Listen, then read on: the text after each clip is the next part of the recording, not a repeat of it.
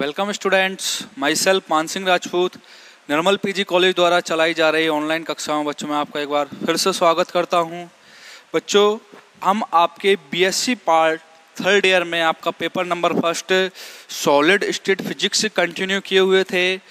इसमें हमने आपके यूनिट नंबर थर्ड जो थी आपकी वेन थ्योरी ऑफ सॉलिड्स से स्टार्ट किया था। तो जो आपकी यूनिट नंबर थर्ड है वेन थ्योरी ऑफ सॉलिड वो आपकी कंप्लीट हो चुकी है बच्चों। उसके न्यूमेरिकल भी हम देख चुके हैं। तो अब हम अगला चैप्टर अगला यूनिट शुरू करते हैं। आपका unit number second, thermal properties of solids, ठोसों की ऊष्मीय गुण, क्या क्या प्रॉपर्टीज होते हैं ठोसों के। तो बच्चों, इस चैप्टर के अंदर, इस यूनिट के अंदर जो आपके टॉपिक्स रहेंगे, जो पूरे चैप्टर के अंदर हम पढ़ेंगे वो हैं आपके, देखो मैंने आप टोटल जो इस चैप्टर के अंदर हम पढ़ने वाले हैं टॉपिक्स लिखे हुए हैं। फर्स्ट पढ़ेंगे हम concept of thermal energy and phonon, कि फोनॉन का कंसेप्ट क्या है और थर्मल एनर्जी का कंसेप्ट हमको कहाँ से प्राप्त हुआ। नंबर सेकंड है बच्चों internal energy and specific heat. Internal energy से आप जानते होंगे, आपने सेकंड ईयर में पढ़ा होगा। इंटरनल एनर्जी मतलब आंतरिक ऊर्जा, अर्थात किसी भी पार्टिकल पर जो भी ऊर्जा होगी वो उसकी कौन सी ऊर्जा कहलाएगी, आंतरिक ऊर्जा। या हम यह भी कह सकते हैं जो भी ऊर्जा होगी वो किस रूप में होगी, इंटरनल एनर्जी के रूप में। और स्पेसिफिक हीट विशिष्ट ऊष्माधारिता। विशिष्ट ऊष्माधारिता बच्चों आपकी दो प्रकार की होती है। नंबर एक आप बोल सकते हो सीपी, जो कि आपकी नियत दाब पर विशिष्ट ऊष्माधारिता कहलाती है। और नंबर दो होती है आपकी नियत आयतन पर विशिष्ट ऊष्माधारिता। नंबर दो क्या होती है आपकी, नियत आयतन पर विशिष्ट ऊष्माधारिता। अगला topic the various theory of lattice specific heat of solid. तो कौन कौन सी थ्योरी दी गई जालक की विशिष्ट ऊष्माधारिता के बारे में, उनके बारे में पढ़ेंगे, किस किस ने क्या क्या थ्योरी दी थी। अगला आइंस्टाइन का मॉडल क्या था, आइंस्टाइन ने क्या मॉडल प्रस्तुत किया। अगला टॉपिक रहेगा आपका vibrational models in continuous medium. Vibrational models in continuous medium, Debye model, electronic contribution of the internal energy, कि भाई इलेक्ट्रॉन का क्या कंट्रीब्यूशन रहा। तो electronic contribution to the internal energy, to the specific heat of metals, thermal conductivity of lattice.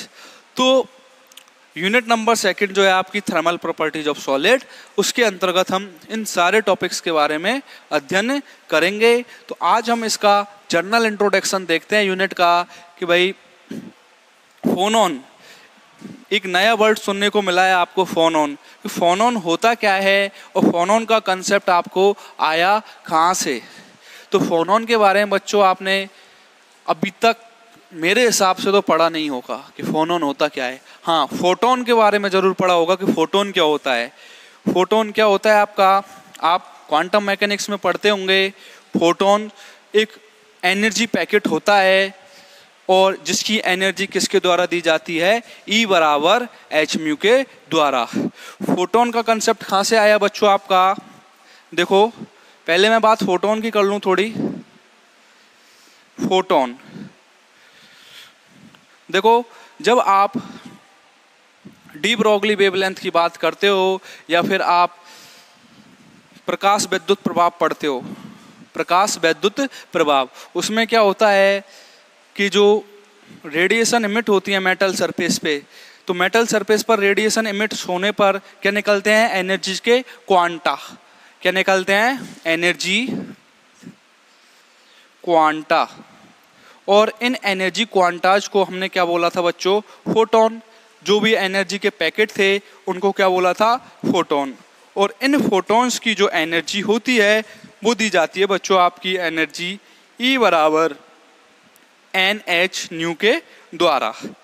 कब, जब कोई light किसी मेटल सरफेस पर क्या होती है, इंसिडेंट होती है। फिर कोई रेडिएशन मेटल सरफेस पर इंसिडेंट होती है तो मेटल सरफेस से क्या निकलते हैं, आपके फ्री इलेक्ट्रॉन्स। और फ्री इलेक्ट्रॉन्स जो होते हैं वो किस रूप में होते हैं, आपके एनर्जी पैकेट के रूप में। उन एनर्जी पैकेट्स को क्या बोला था हमने, फोटोन। और इन फोटॉन्स की जो एनर्जी दी जाती है वो किससे दी जाती है, E बराबर NH म्यू से। अब यदि मैं बात करूं फोनॉन की, तो देखो बच्चों, फोनॉन की उत्पत्ति कहां से हुई। फोनॉन फोनॉन की उत्पत्ति हुई है आपकी फोन नामक शब्द से, फोन नामक वर्ड से।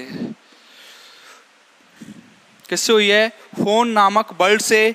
और इसके लिए जो एनर्जी दी जाएगी वो दी जाएगी E बराबर सेम जो आपके one dimensional simple harmonic oscillator के लिए दी जाती है। एक विमीय सरल आवर्ती दोलक के लिए क्या दी जाती है, E बराबर H कट ओमेगा। किसके द्वारा दी जाती है, E बराबर H कट ओमेगा। और ये एनर्जी किसके लिए होगी, E बराबर H cut omega ground state के लिए, निम्नतम अवस्था के लिए या फिर मूल अवस्था के लिए, जब पार्टिकल कहाँ होगा, ग्राउंड स्टेट में।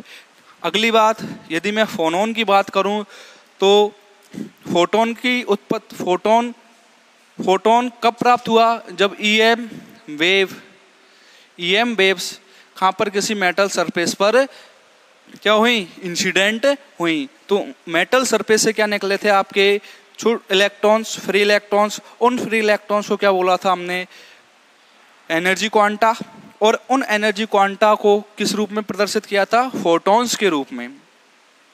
फोनॉन कब प्राप्त होंगे आपको, जैसे आपकी कोई रेगुलर शिफ्ट एटम है, एक ये नियमित रूप से जो परमाणु हैं या अणु हैं किसी स्प्रिंग के द्वारा या फिर इस प्रकार की व्यवस्था में जुड़े हुए हैं, या बोल सकते हो आप जालक, क्या क्रिस्टलीय जालक, कुछ इस शेप में जुड़े हुए हैं, रेगुलर शेप में। एक निश्चित दूरी के पश्चात एटम अपने आप को क्या कर रहा है, रिपीट कर रहा है। तो ऐसे क्रिस्टल को क्या बोलते हैं, वो ऐसे जालकों को क्या बोलते हैं हम, क्रिस्टलीय ठोस। तो ये जो क्रिस्टलीय ठोस हैं बच्चों, यदि मैं यहाँ पर कोई फोर्स F लगाऊंगा, फोर्स F एक्सर्ट करूंगा, तो वो क्या देगा इसको, ma क्या देगा, एक्सेलरेशन देगा।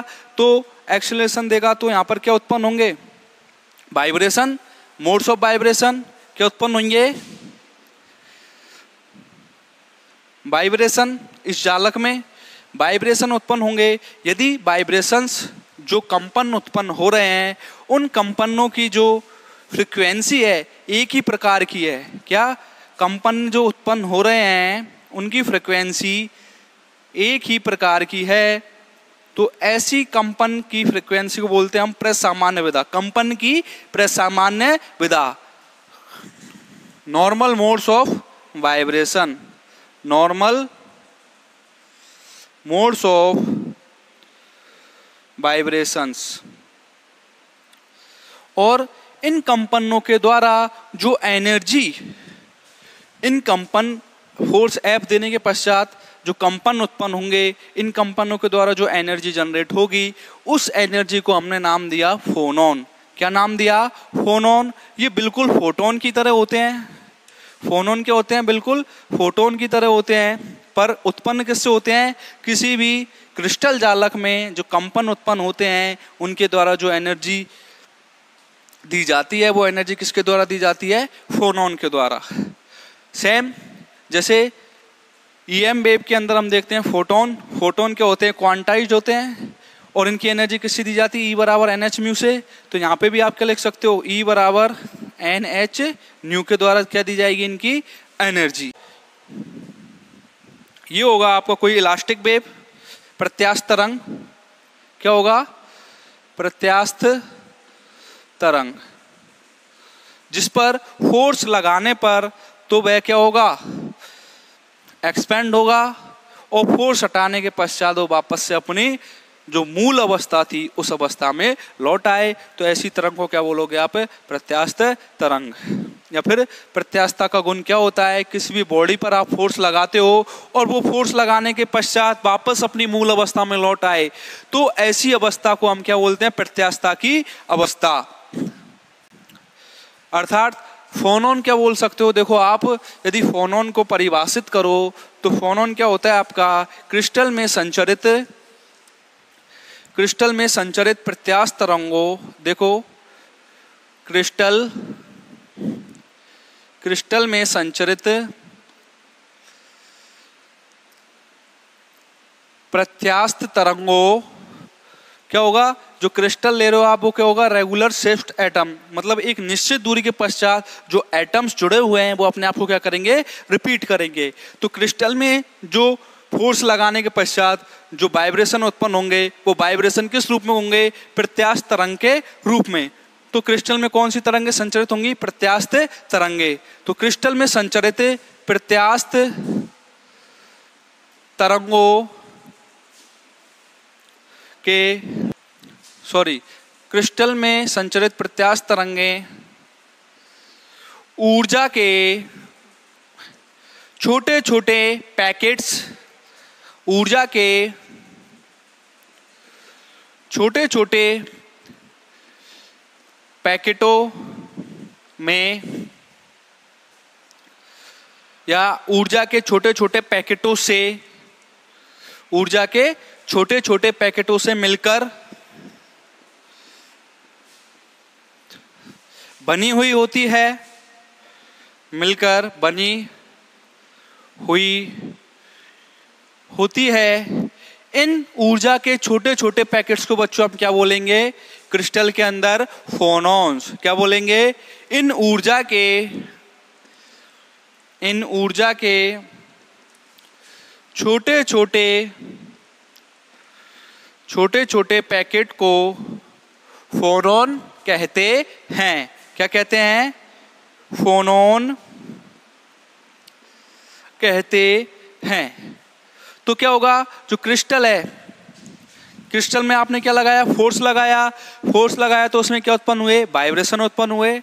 वाइब्रेशन उत्पन्न होने के कारण, जो वाइब्रेशन के कारण जो तरंग उत्पन्न होंगी वो तरंगे क्या होंगी? आपकी प्रत्यास्थ तरंगे। और प्रत्यास्थ तरंगे क्या होंगी? वो ऊर्जा के छोटे छोटे पैकेट से मिलकर बनी होंगी। और इन छोटे छोटे ऊर्जा के पैकेट्स को आपने क्या बोला बच्चों? फोनॉन। जैसे हम ईएम वेव की बात करें, ईएम वेव और लैटिस वाइब्रेशन, जालक कंपन, किसकी? ईएम वेव और लैटिस वाइब्रेशन की। ईएम वेव में जो फोटॉन्स प्राप्त होते हैं उनकी एनर्जी क्या होती है आपकी? Quantized energy. एनर्जी कैसी मिलती है आपको? क्वांटाइज्ड। और जो क्वांटाइज्ड एनर्जी होती है उनको क्या बोलते हैं आप? फोटोन। ऊर्जा के छोटे छोटे पैकेट्स को क्या बोलोगे? फोटोन। लैटिस वाइब्रेशन की बात करें तो जो एनर्जी प्राप्त होगी वो किस रूप में प्राप्त होगी? फोनॉन के रूप में। किस रूप में प्राप्त होगी? फोनॉन के रूप में। और दूसरा, जो एटम्स हैं वो क्या होंगे? Regularly arranged. नियमित रूप से क्या होंगे? अरेंज। एक निश्चित दूरी के पर अपनी, जैसे ये एटम्स है और ये एटम्स, इन दोनों के मध्य स्मॉल ए दूरी है, तो वापस से क्या करेगा? ये स्मॉल ए दूरी पर वापस एक एटम रिपीट करता है। तो ईएम वेव में जो एनर्जी क्वांटाइज होगी उसको क्या बोलोगे? फोटोन।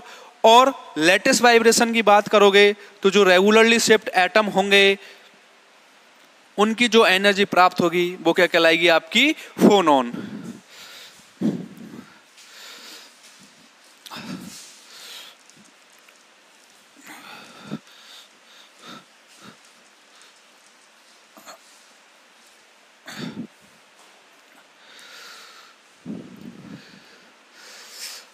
अगला हम देखें तो हमको जब कंपन होते हैं तो कंपन की हमें दो विधाएं मिलती हैं।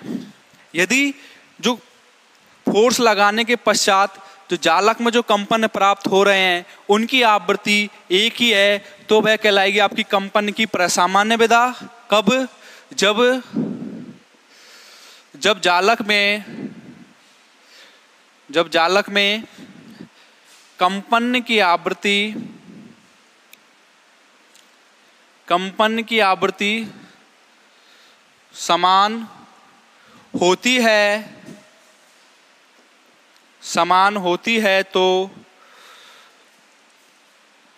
है तो ऐसी कंपन की आवृत्ति प्रसामान्य विधा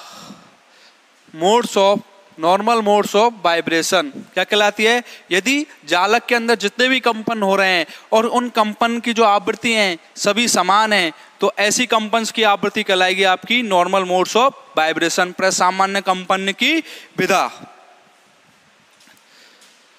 क्या कहलाई? प्रसामान्य कंपन की विधा कहलाती है। और यदि जालक के अंदर एक से ज्यादा आपको वाइब्रेशन मिल रहे हैं, जैसे नॉर्मल मोड्स वाइब्रेशन के अलावा कोई और भी वाइब्रेशन मिल रहा है, तो जो आपकी कंपन की विधाएं होंगी वो दो प्रकार से बट जाएंगी। तो उन दोनों कंपन की विधाओं को देखो किस प्रकार से रिप्रेजेंट करेंगे हम।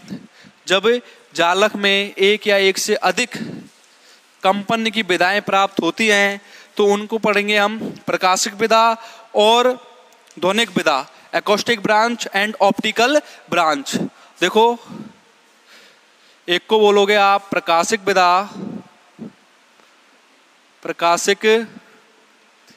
विधा और एक को बोलोगे आप ध्वनिक विधा। ऑप्टिकल ब्रांच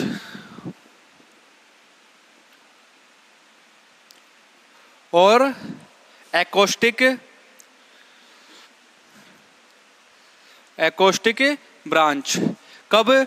जब जो जालक में कंपन उत्पन्न हो रहे हैं उनकी जो कंपन की आवृत्ति है वो अलग अलग प्राप्त हो तो कौन कौन सी विधाएं इंट्रोड्यूस होंगी आपकी? प्रकाशिक विधा और ध्वनिक विधा। देखो प्रकाशिक विधा के अंदर आपका क्या होगा?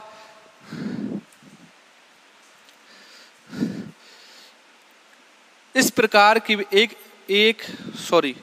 प्रकाशिक विधा के अंदर देखो क्या होगा? इस प्रकार की विधा बोलते हैं हम मोड्स। क्या? मोड्स। इस प्रकार की विधा में आवृत्ति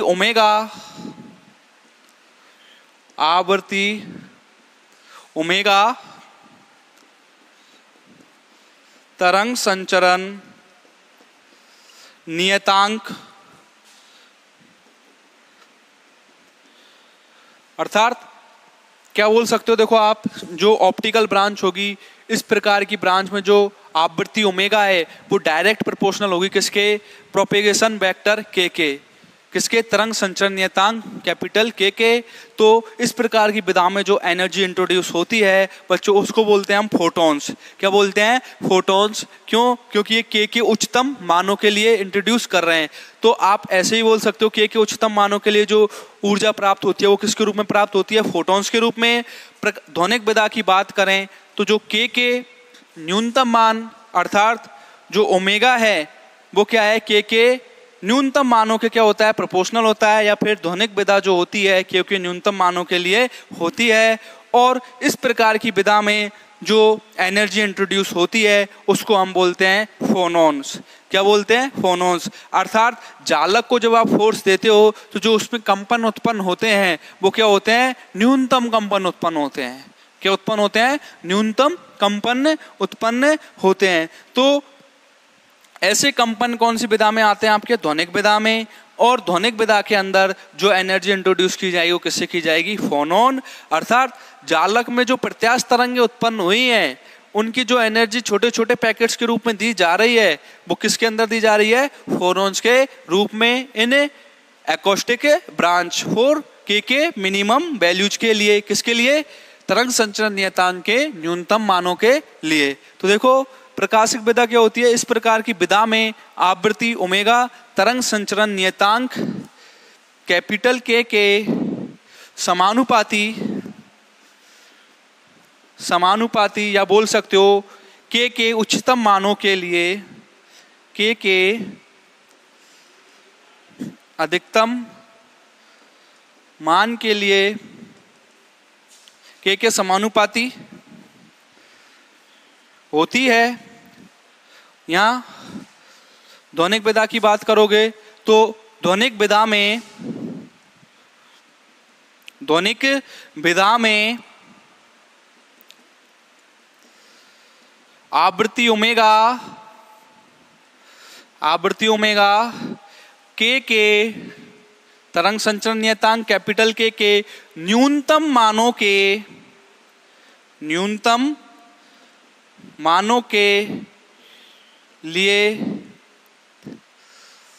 अप्लाई या फिर न्यूनतम मानों के लिए परिभाषित होते हैं। और यहाँ पर किसके लिए? क्योंकि न्यूनतम मानों के लिए क्या ओमेगा क्या हो रहा है? के न्यूनतम मानों के लिए डिफाइन हो रहा है। तो जो एनर्जी दी जाएगी यहाँ, अतः यहाँ जो ऊर्जा है के न्यूनतम मानों के लिए वो किसके रूप में दी जाएगी? फोनॉन्स के रूप में।